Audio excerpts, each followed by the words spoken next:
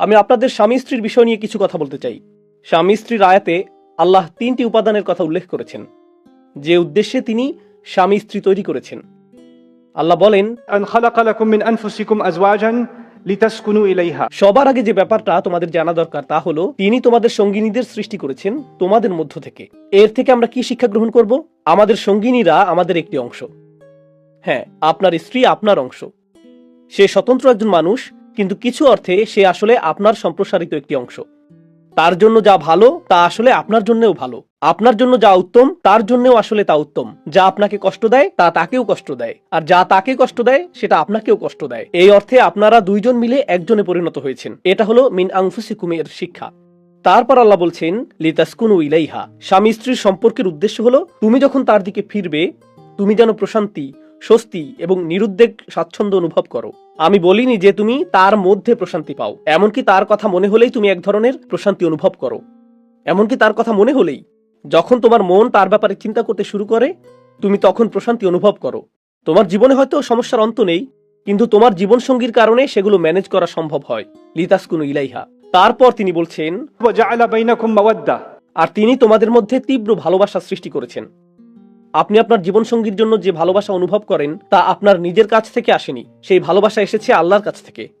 আল্লাহ হলেন সকল ভালোবাসার মালিক। তিনিই স্বামী স্ত্রীর মাঝে এটা দিয়েছেন।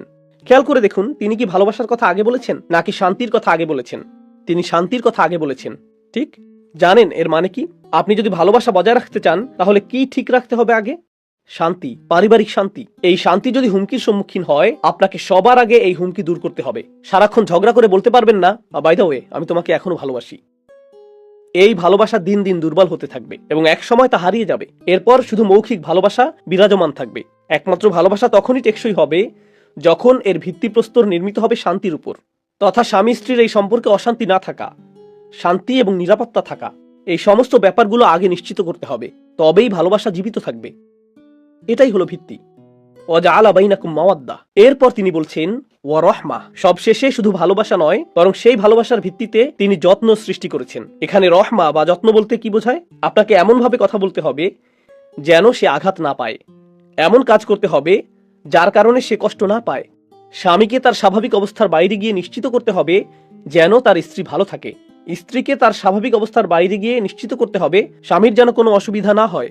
স্বামী স্ত্রী একে অন্যকে নিবিড়ভাবে জানার কারণে তাদের ভালো করেই জানা থাকে কোন কথাটি বা কাজটি তার সঙ্গীকে সবচেয়ে বেশি বিরক্ত করে তুলবে।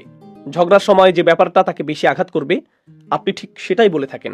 অথবা কোনো একভাবে জেনেছেন আপনার অমুক অমুক ভুলটি আপনার সঙ্গীকে সবচেয়ে বেশি কষ্ট দিয়েছিল, কিন্তু আপনি সেটা পরিবর্তনের কোনো তোয়াক্কা করেন না। তাকে এটা মেনে নিতে হবে, আমি এমনই। এমন মনোভাব সম্পর্কের মাঝে রহমার অভাব প্রমাণ করে। ভালোবাসা এখনো আছে কিন্তু রহমা নেই। বুঝতে পারছেন? সুতরাং আল্লাহ আয্যা ওয়া জাল্লা স্বামী স্ত্রীর সম্পর্কের মাঝে এই 3টি ব্যাপার নির্ধারণ করে দিয়েছেন: শান্তি, তীব্র ভালোবাসা এবং সবশেষে যত্ন বা রহমা।